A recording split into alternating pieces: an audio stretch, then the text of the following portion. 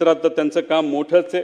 पण मला फक्त एक गोष्ट या ठिकाणी सांगायची की दादांबरोबर असताना जेव्हा दादांवर बिनाबुडाचे त्या ठिकाणी काही गोष्टी बोलल्या जायचे तेव्हा दादांना खूप मोठ्या प्रमाणात वाईट वाटायचं।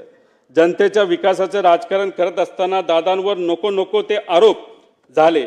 ज्या दादांनी आयुष्यभर स्वच्छतेचा अग्र धरला त्यांच्या अंगावर आरोपाचे डाग उडवले गेले। त्यावेळी दादा किती अस्वस्थ व्हायचे हे आम्हा सगळ्यांना त्या ठिकाणी माहिती।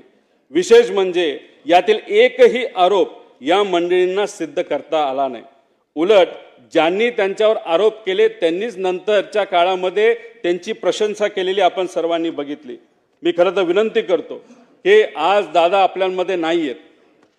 जे आरोप झाले ते कधी सिद्ध झाले नाही, ते आरोपच होते, नाही तर राजकीय कदाचित भाषणं असू शकतात। आणि मग अशा पद्धतीने जर आरोप त्यावेळेस केले असतील तर आज दादा जर आपल्यात नसतील तर ते आरोप आणि ते डाग आज जर आपल्याला पुसता आले तर त्यासाठी प्रयत्न झाले पाहिजे। त्याच्याचबरोबर देवेंद्र फडणवीस साहेब हे दादांचे जिवलग मित्र म्हणून ओळखले जातात।